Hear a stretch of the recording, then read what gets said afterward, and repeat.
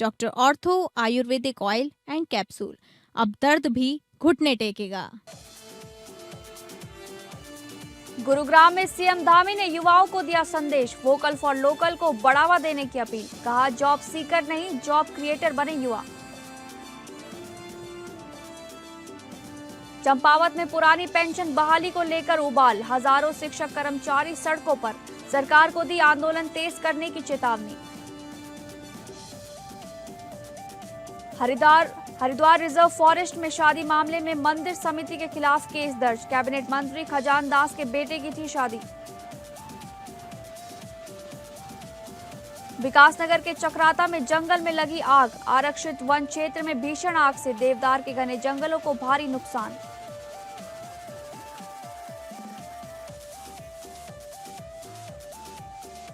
नमस्कार, आप सभी का स्वागत है उत्तराखंड न्यूज में। मैं हूं आपके साथ शालिनी राणा। शुरुआत करेंगे उत्तराखंड से जुड़ी खबरों की। उत्तराखंड के मुख्यमंत्री पुष्कर सिंह धामी गुरुग्राम में AWPL के भव्य विजय पर्व कार्यक्रम में शामिल हुए। इस मौके पर उन्होंने वोकल फॉर लोकल को बढ़ावा देने और डायरेक्ट सेलिंग और आत्मनिर्भर भारत को सशक्त माध्यम बताया।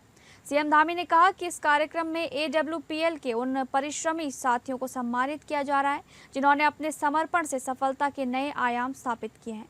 उन्होंने बताया कि AWPL डायरेक्ट सेलिंग मॉडल के जरिए गुणवत्तापूर्ण उत्पाद सीधे उपभोक्ताओं तक पहुंचा रहा है, जिससे लाखों लोगों को आत्मनिर्भर बनने का मौका मिल रहा है।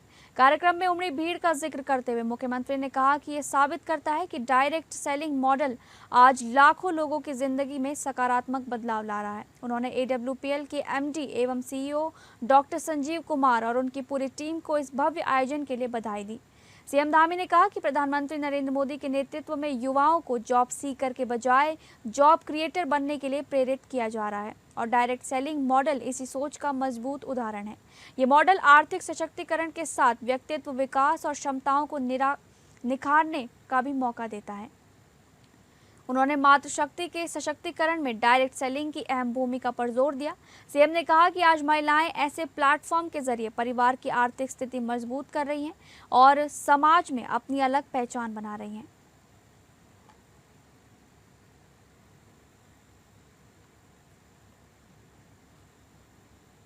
अगली खबर गदरपुर से है, जहां पर कांग्रेस कार्यकर्ताओं ने प्रदेश अध्यक्ष गणेश गोदियाल का जोरदार स्वागत किया। इस दौरान गोदियाल ने भाजपा सरकार और प्रधानमंत्री नरेंद्र मोदी पर जमकर निशाना साधा।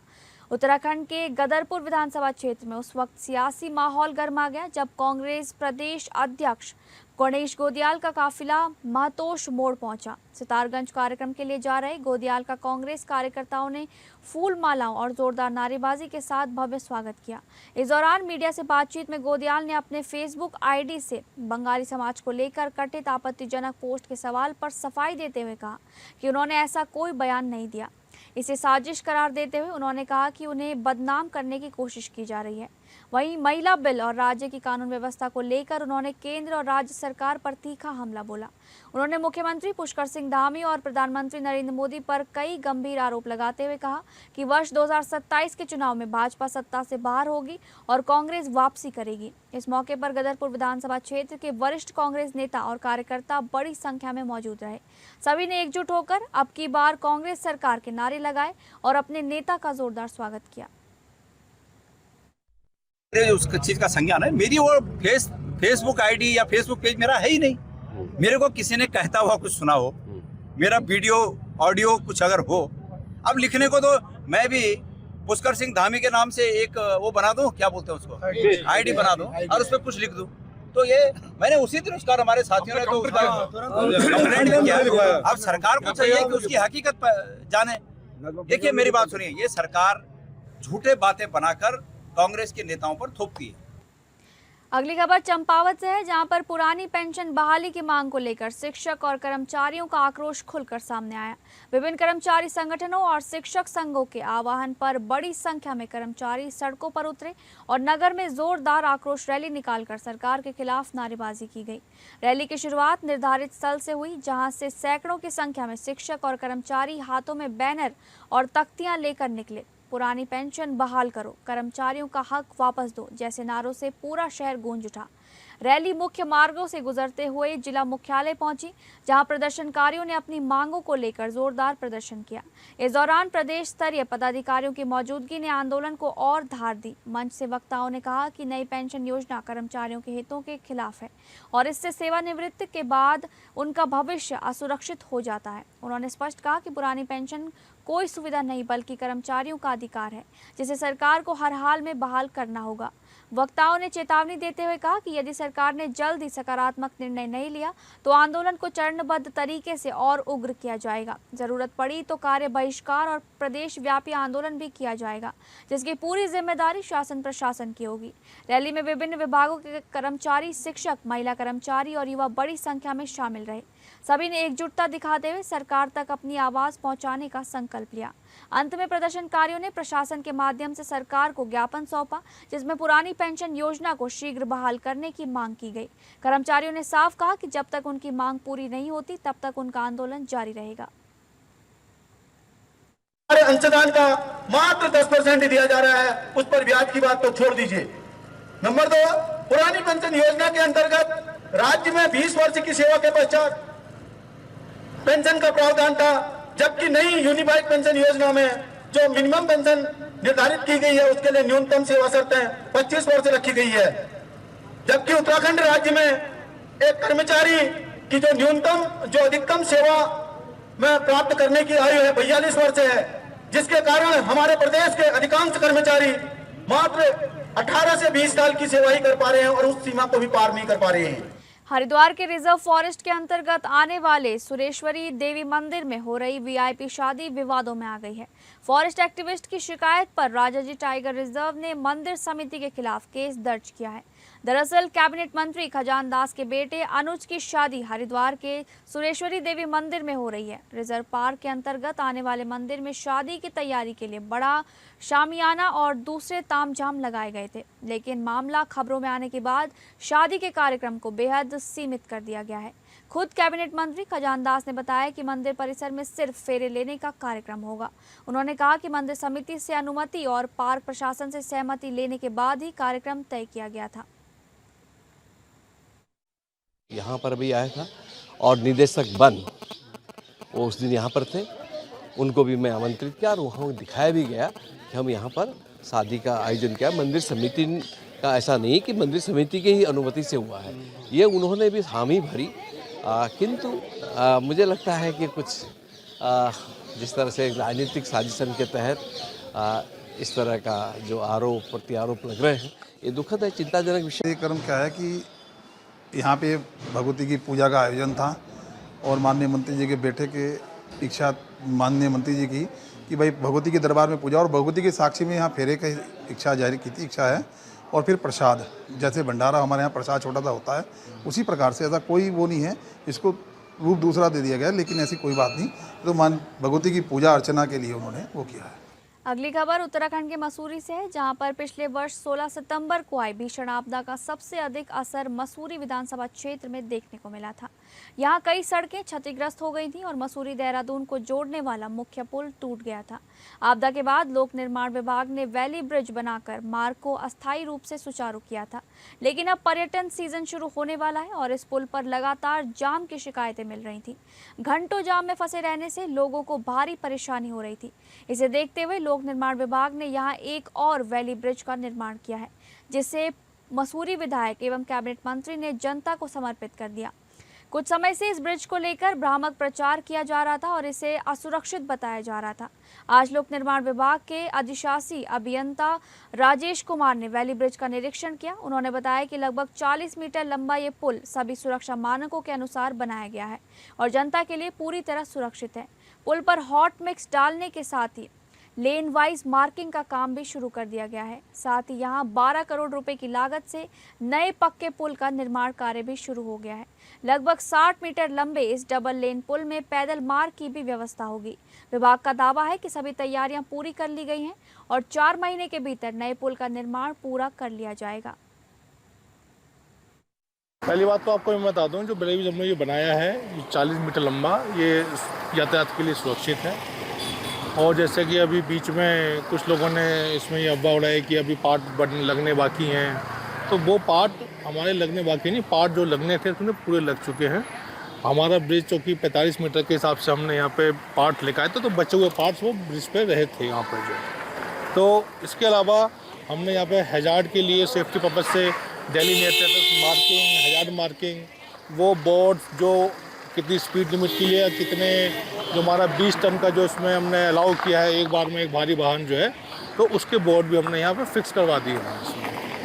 तो यहाँ पर थोड़ा सा अभी थोड़ा एरो वगैरह भी लगाए जाने हैं क्योंकि लोगों को पूरी जानकारी हो। इसमें अभी हमने जो हॉट मिक्स का कार्य किया जाना है वो हमने प्लान कर रखा है, जल्दी हॉट मिक्स का कार्य करा के उसमें हम मार्किंग्स, लेन वाइज मार्किंग वो भी करा दी जाएगी। अगली खबर, शारदा कॉरिडोर के तहत चल रहे कार्यों की आड़ में शारदा नदी में भारी मशीनों से खनन किए जाने की आरोप लग रहे हैं। बताया जा रहा है कि अरुण एंटरप्राइजेस कंपनी द्वारा पोकलेन मशीनों से नदी की खुदाई पर बड़े पैमाने पर खनन सामग्री ट्रकों के जरिए बाहर भेजी जा रही है, जिससे खेतखेड़ा, शारदा चुंगी और हनुमानगढ़ी नायकोट गांवों पर खतरा मंडराने लगा है। ग्रामीणों के विरोध के बाद कांग्रेस प्रदेश सचिव आनंद मारा खुद मौके पर पहुंचे और शाम करीब 4 बजे ग्रामीणों के साथ मिलकर विरोध प्रदर्शन किया। मामला बढ़ता देख प्रशासन हरकत में आया और मौके पर पहुंचकर खनन में लगे वाहनों को पकड़ लिया गया। पोकलेन मशीनों को सीज करने की कार्रवाई भी शुरू कर दी गई है। कंपनी की ओर से इस कार्य को चैनलाइजेशन बताया जा रहा है, लेकिन ग्रामीणों का आरोप है कि यह अवैध खनन है। विरोध करने पर कंपनी के साइड इंचार्ज विजय पाल और कर्मचारियों ने कथित तौर पर साफ कहा कि काम किसी भी हाल में नहीं रोका जाएगा, चाहे मामला उच्च स्तर तक क्यों न पहुंच जाए। आनंद मारा ने आरोप लगाया कि पोकलेन मशीनों से खुदाई कर गांव की ओर बड़े बड़े गड्ढे बना दिए गए हैं, जिससे भू कटाव और बाढ़ का खतरा बढ़ गया है। उन्होंने ये भी कहा कि नदी में इस तरह मशीनों के उपयोग की अनुमति नहीं है और नियमों की अनदेखी की जा रही है। ग्रामीणों का कहना है कि खेतखेड़ा गांव को बचाने के लिए ब्रेथवेट कंपनी द्वारा फ्लड प्रोटेक्शन स्कीम के तहत कार्य किया जा रहा है, जिसकी लागत करीब 24 करोड़ रुपए बताई गई है। इस कार्य में आरपी इंफ्रा पावर कंपनी भी लगी हुई है, लेकिन शारदा कॉरिडोर के तहत इस निर्माण में दखल देकर पहले से बने ढांचे को नुकसान पहुंचाने और अलग निर्माण करने के आरोप लगाए जा रहे हैं, जिससे सरकारी धन के दुरुपयोग की आशंका भी जताई जा रही है। खबरों में आगे बढ़ेंगे। विकासनगर क्षेत्र के मेदिनीपुर गांव की वन गुर्जर बस्ती में अचानक भीषण आग लगने से हड़कंप मच गया। आग इतनी भयावह थी कि देखते ही देखते दर्जनों घर जलकर राख हो गए। इस हादसे में लाखों रुपए के नुकसान की बात सामने आ रही है। वहीं बस्ती वासियों का कहना है कि घर में रखा राशन का सामान, घर के कपड़े, बर्तन, गेहूं, चावल सब जलकर राख हो गया है। मिली जानकारी के अनुसार मेदिनीपुर गांव स्थित वन गुर्जर बस्ती में अचानक आग भड़क उठी। आग ने तेजी से फैलते हुए पूरी बस्ती को अपनी चपेट में ले लिया। देखते ही देखते दर्जनों घर जलकर खाक हो गए। घरों में रखा सामान और नकदी भी आग की भेंट चढ़ गई। स्थानीय लोगों के मुताबिक कई परिवार उस समय घरों में मौजूद थे, जबकि कुछ लोग रोजमर्रा के काम से बाहर गए हुए थे। आग लगते ही इलाके में अफरा तफरी का माहौल बन गया और लोग अपनी जान बचाने के लिए इधर उधर भागते नजर आए। घटना की सूचना मिलते ही फायर ब्रिगेड की टीम मौके पर पहुंची और कड़ी मशक्कत के बाद आग पर काबू पाया गया। इस हादसे में कुछ लोगों के झुलसने की भी जानकारी सामने आई है, जिन्हें तत्काल एम्बुलेंस की मदद से अस्पताल पहुंचाया गया है, जहां उनका इलाज जारी है। फिलहाल आग लगने के कारणों का पता नहीं चल पाया है, लेकिन प्रशासन द्वारा मामले की जाँच शुरू कर दी गई है। राहत और बचाव कार्य भी जारी है। छोटे छोटे बच्चे थे, एक बुढ़िया थी घर पे, कुछ मालूम नहीं है किस कर लगी क्या होया। यहाँ सारा सामान, पैसे, जो गेहूं काट ला रखी थी, भूसा, सारे बर्तन, कोई चीज बची नहीं। सारा मतलब सब कुछ फूक गया। 1.5-2 लाख रुपए फूक गए और भूसा, गेहूं, कपड़े, बर्तन, सेलर, सब कुछ फूक गया जी। कैसे लगी आग? ये पता नहीं जी, हम गेहूं काटने जा रखे थे उधर जट्टोले में और यहाँ आग लगी हुई थी। छोटे से बच्चे थे। अभी हमें लगभग 1 घंटे पहले सूचना मिली थी। हमारी एक गाड़ी सैलाकुई से और एक विकासनगर डाक पत्थर से गाड़ी आई थी। हमने पूर्ण से बुझा दिया गया है। गुर्जर बस्ती में आग लगी थी यहाँ पे धर्मावाला मेदिनीपुर में। बाकी कोई जनहानि नहीं हुई है इसमें। अगली खबर, चक्राता वन प्रभाग में बीते 2 दिनों से जंगलों में आग की घटनाएं लगातार सामने आ रही हैं। सहिया क्षेत्र के कोठा तारली गांव के पास आरक्षित वन क्षेत्र में भीषण आग ने विकराल रूप ले लिया है। आग की चपेट में आकर बांज, बुरांस, काफल और देवदार के घने जंगलों को भारी नुकसान पहुंचा है। सबसे ज्यादा क्षति वन विभाग द्वारा हाल ही में किए गए प्लांटेशन को हुई है, जहां विभिन्न प्रजातियों के सैकड़ों पौधे जलकर नष्ट हो गए। सूखे पत्तों और घास के कारण आग तेजी से फैल रही है। शनिवार को लगी इस आग पर वन विभाग की टीम ने काफी हद तक काबू पा लिया था, लेकिन सुलगते अवशेषों के चलते चलते आग एक बार फिर भड़क उठी। फिलहाल वन विभाग, राजस्व टीम और स्थानीय ग्रामीण मिलकर आग पर काबू पाने की कोशिश में जुटे हुए हैं।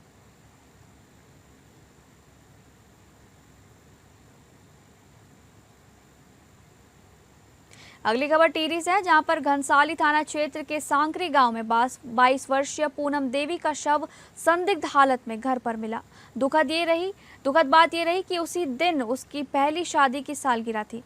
शनिवार रात पति और ससुर तबीयत बिगड़ने की बात कहकर पूनम को अस्पताल लाए, जहां डॉक्टरों ने उसे मृत घोषित कर दिया। पीएचसी पिलखी की डॉक्टर उषा भट्ट ने रात 12 बजे पुलिस को सूचना दी।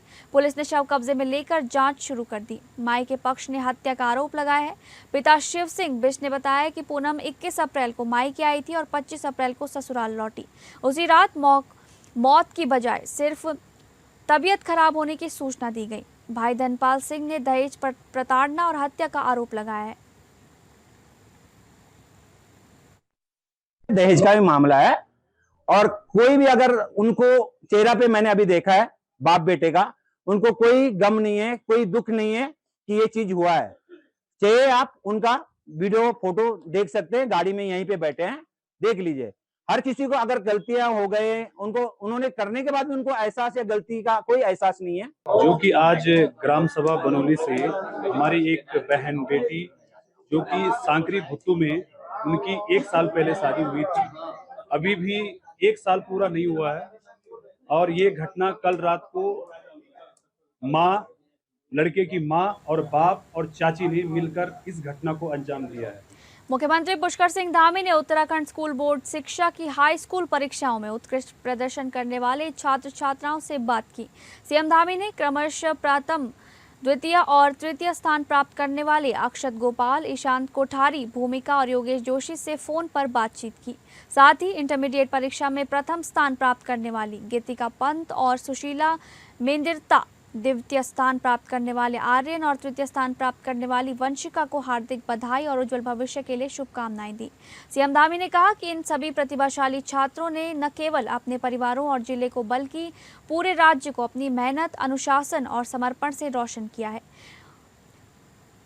पुष्कर सिंह धामी ने कहा कि उन्हें पूरा विश्वास है कि छात्र भविष्य में भी इसी तरह उत्कृष्ट प्रदर्शन करते रहेंगे और समाज एवं राष्ट्र के निर्माण में महत्वपूर्ण योगदान देंगे। हाँ भूमिका, मैं पुष्कर सिंह धामी बोल रहा हूँ बेटा, नमस्ते। सर प्रणाम। हाँ सुशीला बोल रही हैं? हाँ जी सर। हाँ गीतिका सर प्रणाम।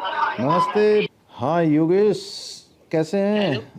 हेलो प्रणाम सर। प्रणाम प्रणाम। मेरी तरफ से आपको बहुत शुभकामनाएं। आपके परिवार में भी सभी लोगों को, आपके अभिभावकों को, माता पिताजी को, सबको मेरी तरफ से प्रणाम कहिएगा। सबको शुभकामनाएं। अपने सब टीचर्स को भी कहिएगा। आपकी मेहनत का नतीजा है ये अच्छा परिणाम जो आपका आया है। आगे भी आपको इसी तरह से प्रयास करना है। अभी ये है ना, ये सफलता आपकी निरंतर चलती रहे। मेरी बहुत शुभकामनाएं। हाँ वंशिका, कैसा लग रहा है रिजल्ट आया जब? सर बहुत अच्छा लग रहा है, बहुत बड़ा मोमेंट है और अब तो आपने भी बात की तो सच में बहुत ही ज्यादा बड़ा मोमेंट है आज का। तो चलो बेटा, हमेशा आप अच्छा करते रहिए और हम लोग आपके साथ हैं हमेशा, ठीक है? Thank you sir.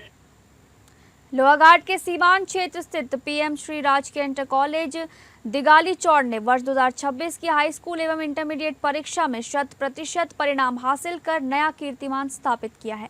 विद्यालय के विद्यार्थियों ने उत्कृष्ट प्रदर्शन करते हुए शिक्षा के क्षेत्र में अपना परचम लहराया है। इंटरमीडिएट की छात्रा हेमा नायक ने 462 अंक यानी 92.4% प्राप्त कर जनपद चंपावत में 6ठा स्थान तथा राज्य स्तर पर 25वां स्थान हासिल कर विद्यालय और क्षेत्र का नाम रोशन किया।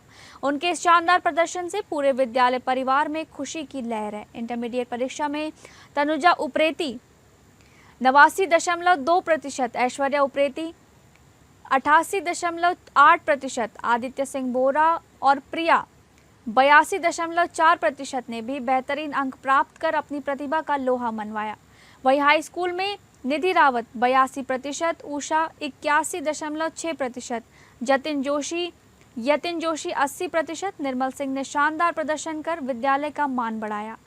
आंकड़ों पर नजर डालें तो हाई स्कूल के 68 विद्यार्थियों में से 36 तथा इंटरमीडिएट के 84 में से 74 विद्यार्थियों ने प्रथम श्रेणी में परीक्षा उत्तीर्ण कर उत्कृष्टता का परिचय दिया। इस गौरवपूर्ण उपलब्धि पर विद्यालय के प्रधानाचार्य डॉक्टर सुधाकर जोशी एवं समस्त शिक्षक शिक्षिकाओं ने विद्यार्थियों को मिठाई खिलाकर बधाई दी और उनके उज्जवल भविष्य की कामना की। विद्यालय की इस ऐतिहासिक सफलता से पूरे क्षेत्र में हर्ष का माहौल है।